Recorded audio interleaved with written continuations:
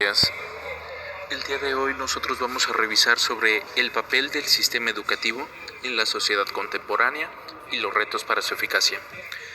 El sistema educativo, particularmente en los niveles de educación primaria y en secundaria, enfrenta desafíos estructurales que pueden impedir que se cumplan adecuadamente con la función de la sociedad, con lo que se espera que los alumnos puedan llegar a aprender cuando ya se desarrollen ante su sociedad, ante sus núcleos sociales. La educación no puede limitarse a transmitir nada más conocimientos básicos, como nosotros ya habíamos compartido antes. Los estudiantes deben de participar en nuestras sociedades que cada vez son más complejas debido a la tecnología, deben de tener habilidades críticas, científicas, digitales y no dejar de lado el elemento ético. Sin embargo, hay algunos factores que son fundamentales que han limitado esta eficacia de nuestro sistema. Estos elementos son relacionados a eventos actuales, pero también nosotros tenemos una herencia cultural que degrada nuestra educación. Entonces, vamos a hablar primero sobre la ineficiencia, lo que es insuficiente, sobre el aprovechamiento escolar, ya que muchos estudiantes no alcanzan los niveles esperados de aprendizaje, y esto se debe en parte a los métodos de enseñanza que podríamos decir que son desactualizados, las carencias de la infraestructura, materiales didácticos deficientes o escasos en algunos sectores y una débil profesionalización del cuerpo docente. La consecuencia de este sistema es que no responde a las exigencias actuales y tampoco permite la movilidad de la sociedad para quienes lo cursan, ¿no? La insuficiencia de este aprovechamiento escolar en la primaria y en la secundaria en México tiene este problema, y es que a pesar de las múltiples reformas educativas y los programas que nosotros podamos integrar por parte de los gobiernos o los mismos programas de las escuelas, impacta en los resultados académicos individuales y por supuesto trasciende a la sociedad en un desarrollo económico, social y democrático en el país. Los diagnósticos hacen una evidencia, nos dan de evidencia el aprendizaje de los mexicanos ante la sociedad. Por ejemplo, podríamos nosotros compartir estas evaluaciones de programa de evaluación internacional para los estudiantes, como lo es PISA, o por ejemplo nosotros también podríamos encontrarnos en la OCDE en su nivel de lectura, matemáticas y ciencias, y se convierte en un elemento preocupante, ya que gran parte de los estudiantes mexicanos no alcanza los niveles básicos en las competencias que se consideran necesarias para poder desenvolvernos en la vida diaria. Entonces también tenemos algunas otras formas o sistemas en las cuales nosotros tenemos evaluaciones. Por ejemplo, la evaluación diagnóstica del aprendizaje, el EDA, que es aplicado por la SEP, que fue después del COVID. Después del COVID-19 que nosotros tuvimos hace algunos años, se empezó a aplicar una nueva evaluación, una evaluación distinta a las que ya habíamos mencionado, ¿no? El PISA y la comprensión, el promedio de comprensión lectora de matemáticas y ciencias de la OCDE. Nosotros tenemos una nueva evaluación que viene a, tal vez no a reemplazarlas porque se siguen aplicando los otros, sino que vienen a intervenir a las evaluaciones diagnósticas del aprendizaje, que es el EDA, que es después del COVID-19, y que nos demuestran pues razonamiento, comprensión lectora, matemáticas, ciencias, una vez más, ¿no? Como las evaluaciones de la OCDE o como las evaluaciones que nosotros tenemos de PISA, pero ya enfocado o pensando en los alumnos que tuvieron que vivir la pandemia, ¿no? La educación a distancia, la educación en línea. Entonces tenemos algunos factores que explican el bajo rendimiento. Para empezar, nosotros tenemos deficiencias culturales y estructurales, ya que es posible que tengamos una infraestructura inadecuada en nuestras casas para tener acceso a las tecnologías digitales, o que los maestros tengan materiales obsoletos o ambientes que no sean suficientes para poder atrapar al alumno. Yo entiendo y por supuesto sé que realizamos un esfuerzo muy grande para poder impartir clases durante el COVID para los alumnos de primaria, que era muy difícil sin el apoyo por parte de las personas que cuidaban a los niños. Vamos a pensar pues tal vez a los padres, vamos a pensar en los abuelos, tal vez vamos a pensar en los tíos, en los hermanos mayores que se quedaron en casa para poder cuidarlos mientras desarrollábamos nuestras actividades, o tal vez mientras al mismo tiempo nosotros realizábamos home office. el tener una computadora disponible para que el niño pudiera realizarlo y que pudiera estar captivo, que pudiera estar receptivo, que pudiéramos captar su atención para poder desarrollar su aprendizaje, era muy difícil. Entonces es un problema de estructura. No tenemos los recursos o las posibilidades para poder impartir en línea estas actividades, y luego que el maestro tuviera tal vez que poner de sus propios recursos, por supuesto, nosotros sabemos, de su propio internet, de su propia computadora, de su propio celular, el poder iniciar su proceso de aprender a utilizar esta tecnología para desarrollar sus actividades y poder responder ante la necesidad. Tenemos la ausencia, por supuesto, de metodologías en donde se enseñó de forma tradicional y donde se sigue enseñando al día de hoy de forma tradicional, en donde centramos la memorización. Entonces no fomentamos el pensamiento crítico, la resolución tal vez de problemas, o tal vez el trabajo colaborativo era imposible que nosotros pudiéramos desarrollar en un niño de primaria, de primer grado, de segundo grado, tal vez ni siquiera de tercer, cuarto y quinto grado, el que pudiera desarrollar una actividad colaborativa, un trabajo en equipo, en línea. Muy difícil, complicadísimo. ¿Cómo nosotros podríamos explicarle al niño, él es tu compañero de trabajo, ponte de acuerdo con él? Si nosotros estar presentes para poder desarrollar esta actividad, ¿no?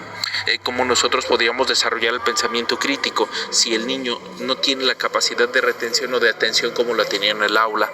No significa que estos elementos no sean vulnerados o no sean vulnerables dentro del aula, pero por supuesto que es una actividad muy complicada y muy difícil de desarrollar en línea.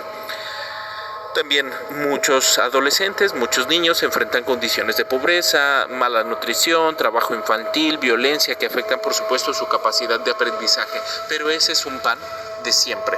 Eso siempre lo hemos tenido en nuestra sociedad y siempre se ha convertido en una dificultad imposible de poder resolver, ya que trasciende un elemento social que no le pertenece al maestro, que no le pertenece a la escuela, que tal vez es de algo más, es de alguien más. Por supuesto de nuestra sociedad, y por supuesto no podemos dejárselo a la sociedad. Vinculamos nosotros por supuesto al gobierno que crea que no puede evitar el tener estas condiciones de pobreza, de trabajo infantil, de la mala nutrición o tal vez de la violencia en casa, ¿no? Entonces nosotros ahí seguimos sumando más factores que son evaluados a través del EDA, o se intentan evaluar a través del EDA para poder desarrollar y decir, mira, pues estos son los resultados, pero pues nosotros tuvimos estas problemáticas que pueden explicar este bajo rendimiento, que claro, el EDA sigue saliendo con muy bajo rendimiento. La desvinculación de entre escuela y la realidad. Los contenidos de la escuela no tienen una conexión con la vida cotidiana tal vez del estudiante o del menor, o que no va ligada a sus intereses.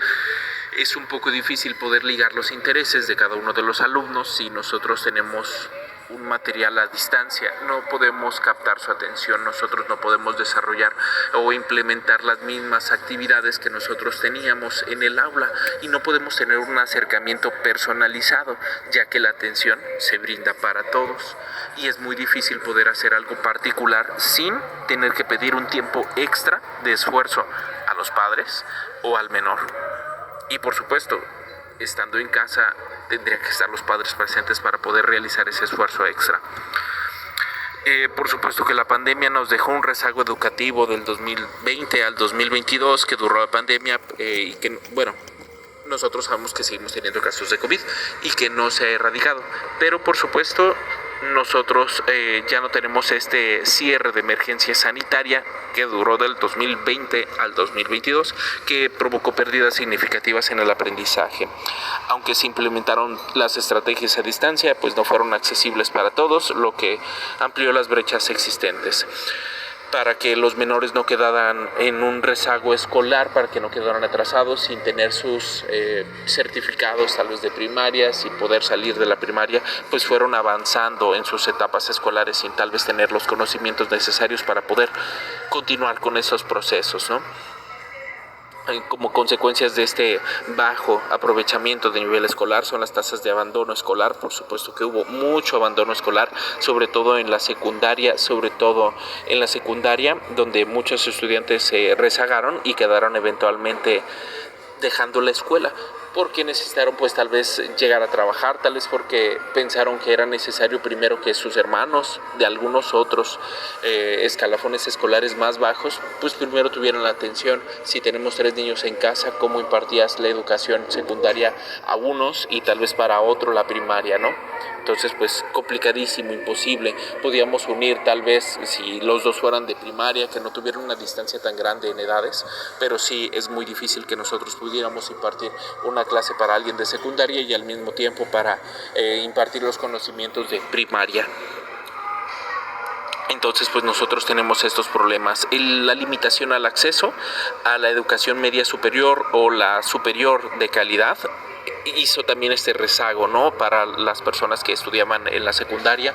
Voy a salir de la secundaria y no sé nada. ¿Cómo voy a llegar a un bachillerato? ¿Cómo yo podría llegar a una preparatoria? ¿Cómo yo podría llegar tal vez a estudiar una carrera, ¿no? Entonces pues también nosotros tenemos ahí otra desventaja que tal vez es situacional, que tal vez es emocional, pero por supuesto que sí repercute en muchos mexicanos. La falta de las habilidades para desarrollo de los empleos, en donde no siempre se desarrollan las competencias que consideramos útiles para el mundo laboral. Entonces pues es más fácil entrar a un trabajo, desarrollarte dentro del trabajo y aprender lo que se ocupa en el trabajo y desarrollarlo una y otra vez de forma mecánica, que tal vez aprender algo para poder desarrollar, ¿no? Para poder crear. Y claro, seguimos manteniéndonos, ¿no? La reproducción de la desigualdad social, ¿no? Esta desigualdad social que se reproduce una y otra vez con ciclos de pobreza, de exclusión a los menores, por supuesto que también crea este abandono de los mexicanos, ¿no? En la secundaria. ¿Qué podríamos tomar como acciones para tal vez revertir estas situaciones? Simplemente nosotros tenemos una vez más políticas educativas centralizadas en el aprendizaje, no solo en la cobertura, porque ese es un problema del COVID. El COVID dijo, voy a cubrir con estas problemáticas, yo voy a poder hacer una cobertura, no va a haber niños que no tengan escuela, se pueden conectar a esta liga. Y eso solamente habla sobre cobertura, no sobre el aprendizaje, como compartíamos. ¿Qué pasa con el aprendizaje colaborativo? Imposible. ¿Cómo nosotros podríamos crear grupos de trabajo? ¿Cómo nosotros podríamos enfocarnos en los elementos éticos o con la crítica o el pensamiento crítico? Muy difícil a distancia. Claro que sería excelente que nosotros pudiéramos tener un apoyo diferenciado para las personas que tengan algún programa de naturaleza vulnerable, ¿no? Con tal vez alguna necesidad pedagógica, emocional, o tal vez de infraestructura, ¿no? Seguimos hablando del dinero, pero pues sí es muy difícil que tengamos un apoyo diferenciado en las escuelas para estas situaciones vulnerables, ¿no? De los alumnos, sobre todo en pandemia. ¿Cómo se podía realizar esto? Imposible, ¿no? No podíamos llegar a las escuelas y decir, bueno, vamos a abordar nada más a un niño en específico y a los demás pues los vamos a dejar de lado. O vamos a pedirle un esfuerzo extra a esta persona en situación vulnerable para poder desarrollarse. Pues muy complicado, ¿no? Claro que pues esto trasciende a la formación continua del magisterio, ¿no? Que los maestros se sigan preparando, que nosotros podamos integrar algunas evaluaciones formativas con enfoques de diagnóstico que puedan identificar áreas de mejoras sin tal vez el estigma que puedan llegar a crear o los castigos que se puedan llegar a pensar de, oye, si me va mal en esta prueba, pues me van a castigar o me va a ir mal, o me van a tachar como el burro o el que no sabe, ¿no? Entonces pues sí, es una problemática de, una vez más, las familias, las comunidades, de la docencia y por supuesto del gobierno. La desigualdad estructural en el sistema educativo mexicano sí es un problema. Tenemos también una cobertura que es desigual. La cobertura en primaria es casi universal, aunque existen algunas comunidades que son marginadas. Vamos a pensar en comunidades rurales o indígenas, donde los niños no tienen acceso constante o efectivo a las escuelas. Aunque nosotros tenemos telesecundarias, también es un problema que nos llega a caer en la deserción, que aumenta por supuesto, especialmente entre los adolescentes en zonas rurales de bajos recursos y familias indígenas. ¿Para qué voy a la telesecundaria si nosotros nos vamos a quedar aquí a trabajar en el campo? ¿De qué me serviría tal vez yo el aprender? Tal vez la educación no es constante. A veces la telesecundaria la asaltan, ¿no? Realmente le roban los materiales en los campos, en las comunidades rurales, en las haciendas. ¿Sabes qué? Pues vamos a robar la telesecundaria, nos vamos a hacer de algunos materiales y se los llevan. Entonces, muy complicado, ¿no? Esta cobertura que nos es desigual. Las brechas en el aprendizaje, por supuesto que hay organismos independientes que muestran que los estudiantes con entornos favorecidos tienen aprendizajes muy completos o por encima del promedio nacional. Y por supuesto, cuando nosotros pensamos en la SEP, nosotros tenemos organismos que pues muestran sí entornos desfavorecidos, ¿no? El contrario total, y un promedio muy por debajo del promedio nacional. Entonces pues tenemos los dos campos, ¿no? Tal vez organismos que son independientes y lo que es la SEP, ¿no? Las escuelas de las escuelas públicas gratuitas, que nos crean como personas que sí se encuentran desfavorecidos y personas que pues son muy favorecidas. Entonces sí existe una brecha de aprendizaje entre estos dos campos o sectores sociales. No es igual como se desarrollan en sociedad, pero por supuesto que nos da tendencias hacia el futuro de estas personas, ¿no? Nos da probabilidades. No podemos dejar de lado que cada quien puede desarrollarse de una forma distinta y que también nosotros tendríamos que pensar en los factores psicoemocionales, pero tenemos ya otros factores que nos dan tendencias. Es como estar predispuesto a la diabetes. Si mi sector es desfavorecido, lo más probable es que yo tenga un futuro de igual suerte. Entonces, también no dejando de lado esto, tenemos barreras de género y barreras que son contextuales, ¿no? Niñas y adolescentes han mejorado, ¿no? Al persistir sobre barreras culturales sociales, pero para los niños, para los varones, existe un mayor abandono. Claro que existe también las adolescentes, ¿no? Que son vulnerables al abandono por embarazo o por violencia. Esto no podemos cerrarnos y decir, bueno, comunidades rurales, o una vez más decir que son para los sectores desfavorecidos, sino que eso sucede en toda la ciudad, en todos lugares, ¿no? El embarazo infantil, vamos a llamarlo así, el embarazo dentro de la adolescencia, es uno de los factores de barreras de género y contextual que evitan que los menores puedan continuar con sus estudios. Eso nunca lo vamos a dejar de lado, es una probabilidad, es una posibilidad, existe, ojalá y no sucediera hasta que nosotros tuviéramos la plena conciencia de lo que nosotros deseamos en nuestra vida, pero está ahí, ¿no? Y es algo que al día de hoy, que siempre y durante el COVID y después del COVID va a existir, ¿no? Estos problemas de violencia o de embarazo que crean esta vulnerabilidad tanto en hombres y mujeres. Solamente quisiera recalcar lo que dije al inicio de este bloque, ¿no? De las barreras de género. Las niñas, las adolescentes han mejorado y persisten al día de hoy sobre estas barreras culturales. Siguen estudiando a pesar del embarazo. Claro que es un trabajo muy complicado. No dejo de lado ni puedo dejar de mencionar que el tener un producto, el estar en estado de gravidez, es una complicación para poder realizar dos proyectos a la vez. Continuar con los estudios y, por supuesto, pues el de la vida, ¿no? El del embarazo, el proceso del embarazo. Entonces, pues sí hay algunas barreras culturales que se han vencido, estas barreras de género. Los varones tienen esta problemática de abandono, ¿sabes? Voy a tener un bebé, debo dejar la escuela porque necesito trabajar para mantenerlo, porque los recibos se tienen que pagar, ¿no? Tenemos que lograr la atención, tenemos que comprar los pañales, tenemos que comprar esto, la comida, medicinas, necesito dinero para el parto, necesito algún tipo de seguridad social, ¿no? Entonces, pues sí, crea abandono todavía en los hombres, es una barrera que sí dejan de estudiar, son elementos de género, son elementos contextuales, pero las mujeres pues sí pueden aprovechar o sí persisten a pesar de esta barrera, ¿no? Cultural y contextual, porque el embarazo no es una barrera para poder estudiar, ¿no? También hay que dejar muy claro eso, el embarazo no es una barrera para continuar con los estudios o terminar, no sé, la escuela. Y estamos hablando, sí, de primaria, sí, de secundaria.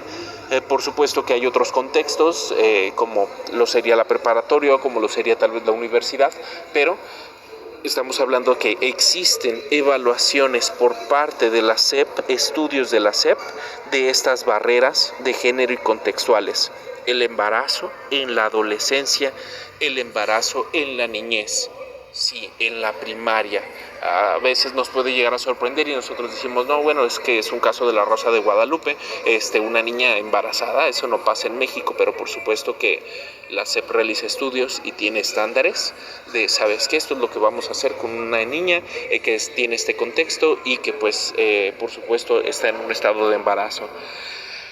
Tiene que tener una capacidad de respuesta ante estas posibilidades, para poder tener conversaciones con la familia, para poder conocer cómo se desarrolló este embarazo, y pues sí es importante que nosotros tengamos un contexto y la SEP realiza estos estudios para poder dar una mejor orientación al menor y tal vez a la familia, para que sepa cuáles son los pasos a seguir, qué es lo que debería de realizar.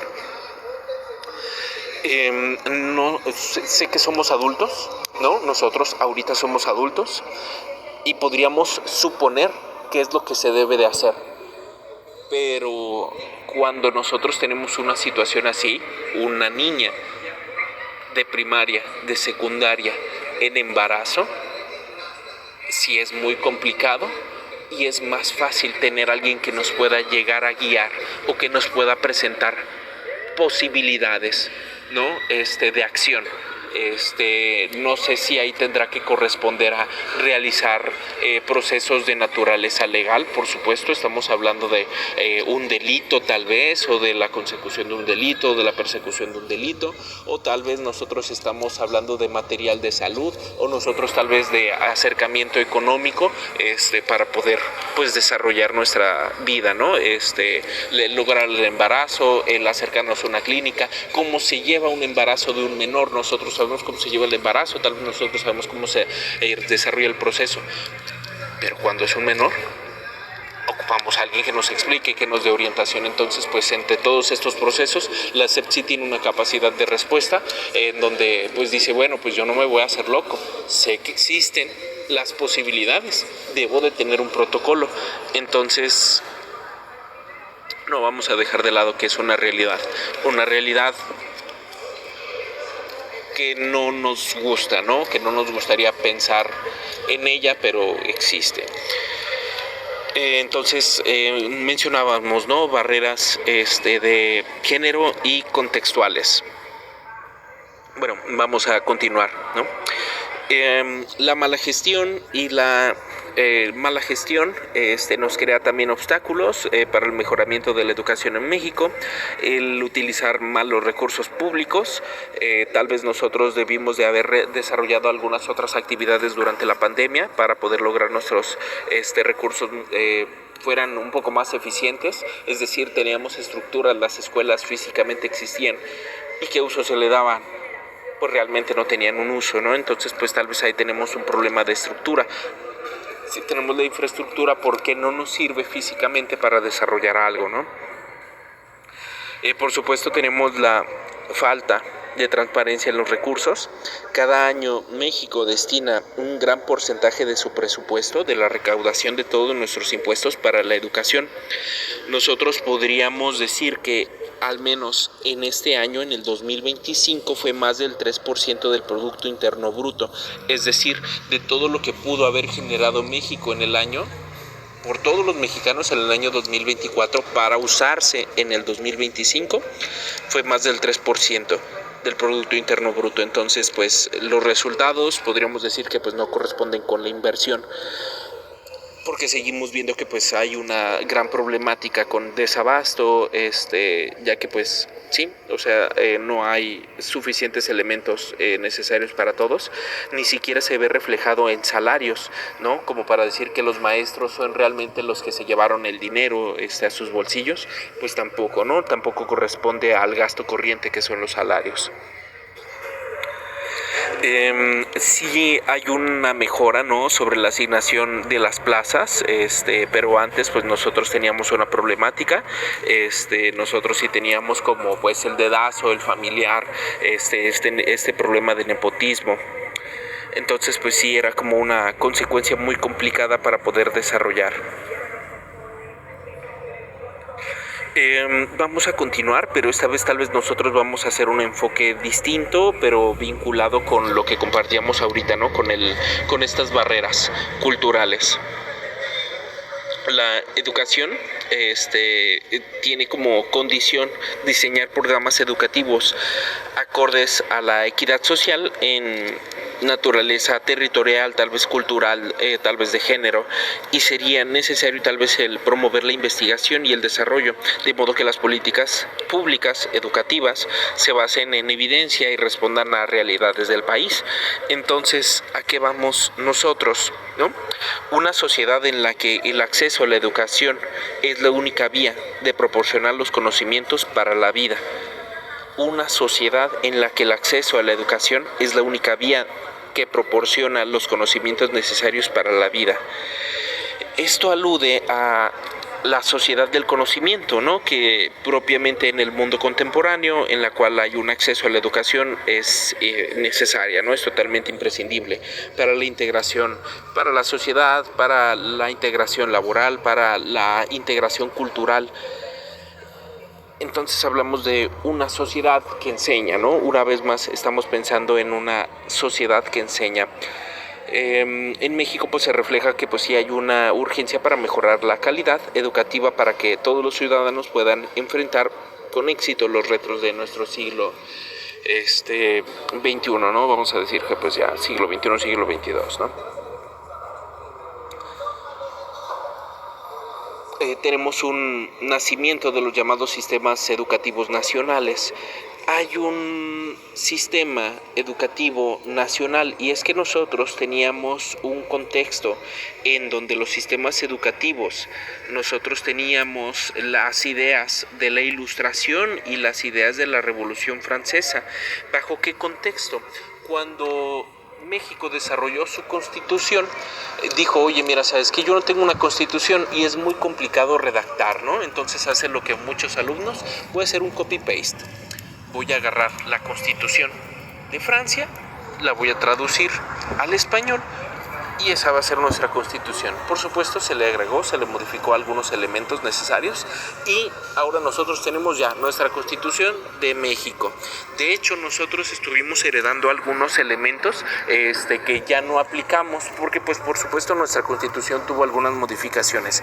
Nuestra primera constitución de la 1810 era una copia de la francesa, después de su revolución. Entonces, pues nosotros estábamos adoptando algunos elementos que sí eran modernos en su entonces, como por ejemplo el sindicato, ¿no? El derecho de los trabajadores para poder unirse o coaligarse, o el derecho de dedicarse a lo que quiera dedicarse. Entonces, pues sí teníamos ahí algunos elementos que aventajaban. Otras cosas que se retiraron, por ejemplo, fue el habeas corpus, que nosotros, al menos un señor que se llama Manuel Crescencio Rejón, un día dijo, voy a hacer una constitución distinta. No le hicieron caso a Manuel Crescencio Rejón porque él quería independizar Yucatán, ¿no?, que Yucatán fuera un país, y él hizo su constitución de Yucatán, pero de él se aprendió eliminamos el habeas corpus y de él se aprendió y se tomó pues otro elemento, ¿no?, lo que conocemos al día de hoy como el derecho de amparo, que hasta el día de hoy ahora tiene su propia ley. En fin, nosotros éramos progresistas en 1810. Nosotros teníamos una constitución que tenía elementos modernos, porque nosotros utilizamos la Revolución de Francia, aprendimos de ellos. Pero nosotros lo fuimos heredando y seguimos bajando esos conocimientos. Fue mucho tiempo el que duró la Constitución de 1810.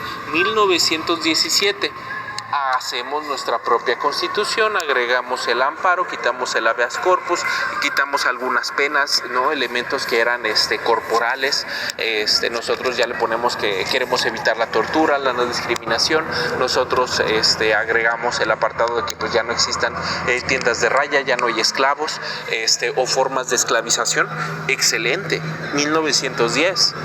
Pero nosotros tenemos el mismo sistema educativo de 1810 en la de 1917. Y por supuesto, ya pasaron 10 años. Ya pasaron 100 años. Se siguen perpetuando las mismas mañas, ¿no? Las mismas formas de educación, los mismos problemas, la repetición, ¿no? Aprender a base de la repetición. Estoy seguro que nosotros en la escuela también aprendimos muchas cosas a base de repetición y que nuestro pensamiento crítico tuvo que formarse a veces con la escuela, sin la escuela o a pesar de la escuela. Entonces este contexto nos lleva a entender el por qué nosotros tenemos una educación de repetición, porque lo aprendimos desde 1810 y esa es la información que se estuvo bajando hasta el 2000, hasta el 2025. Al día de hoy seguimos teniendo esas mismas mañas. ¿Cuántos años no han pasado? ¿Cuántas reformas educativas se han intentado implementar y nosotros seguimos repitiendo lo mismo que nosotros ya sabemos? Y eso es porque nos es más fácil. Si hago lo que yo ya sé, pues no voy a tener nunca una complicación, nunca voy a cansarme. Entonces, pues nosotros seguimos teniendo este elemento, ¿no? Este privilegio sobre las élites, tal vez con instituciones religiosas, hereda hacia los ciudadanos, hacia la ciudadanía, pues tal vez querer tener una forma de sometimiento, ¿no? Tal vez una forma de tener, sí yo, una formación correcta y tal vez, pues nosotros, pues bajar una información incorrecta o más baja a los demás. Eso se perpetuó durante muchos años, luego tuvimos nosotros en el siglo XIX, ¿no? Se reafirmó en el artículo 3 de la Constitución, se establecía que era de carácter laico, gratuito y obligatoria la educación. Antes no, pero seguimos nosotros tal vez ante esta posibilidad, ¿no? Tal vez las élites de alguna forma sí vinculan, tal vez sí obligan a que nosotros tengamos ciertas características, ¿no? Que nosotros seguíamos teniendo pues un rezago cultural, económico, social, de pensamiento crítico. Y pues esto es algo que pues nosotros no podemos vencer, ¿no? Que nosotros tenemos ahí como un fantasma que seguimos teniendo ahí como problemático, ¿no? Siguiendo con la idea histórica después de la Revolución Francesa, un informe, este informe se llama Informe Condorcet, el informe Condorcet de 1792 hablaba sobre las bases de la educación pública en su entonces moderna y que la importancia era reconocer la educación es como un derecho humano y un deber, por supuesto, del Estado.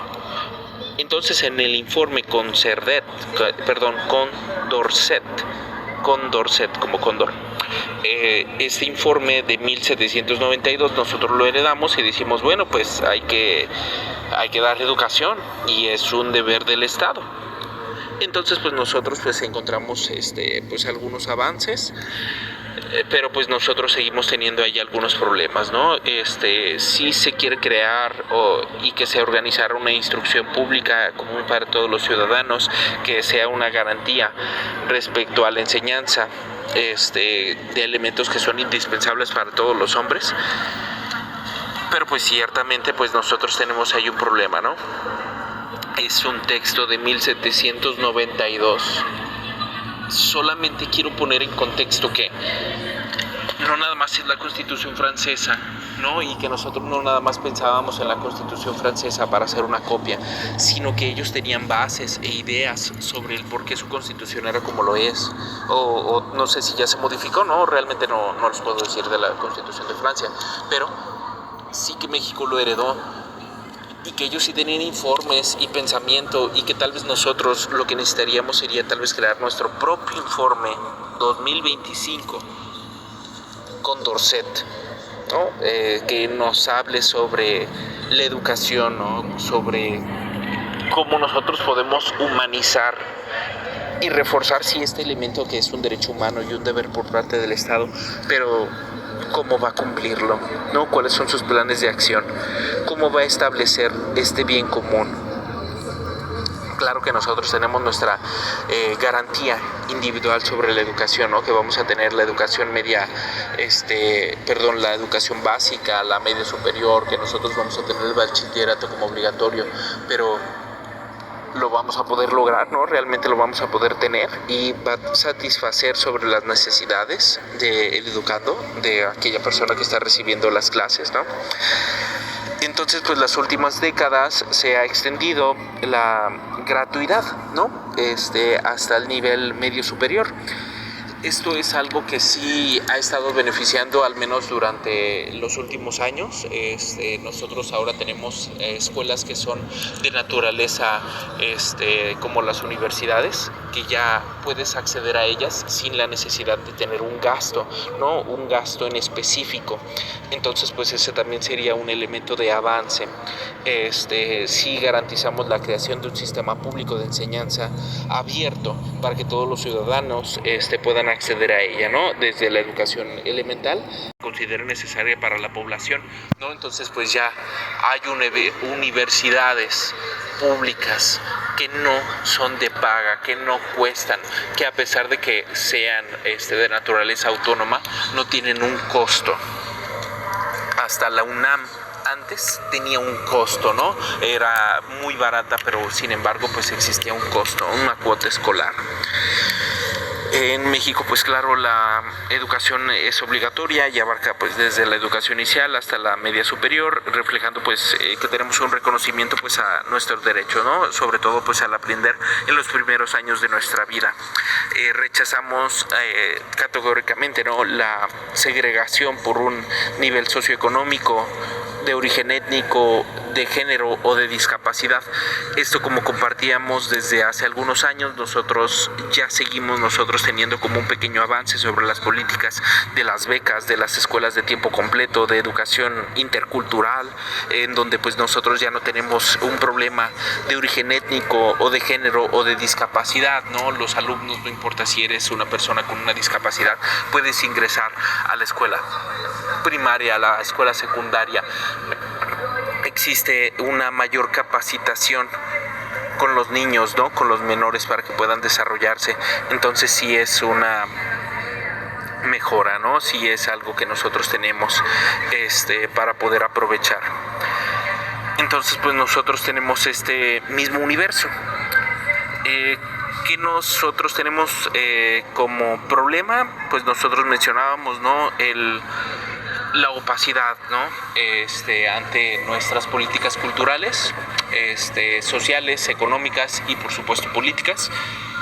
Nosotros tenemos una forma de combate, que nosotros sí tenemos algún combate, como compartíamos al inicio. Nosotros pues al día de hoy tenemos una forma de evaluación, una evaluación nuestra, ¿no? Que no es la OCDE, que ya no es la prueba PISA, que es la EDA, ¿no? La evaluación diagnóstica del aprendizaje, que se implementó después del COVID y nos muestra todos estos resultados que compartimos ahorita en esta presentación, ¿no?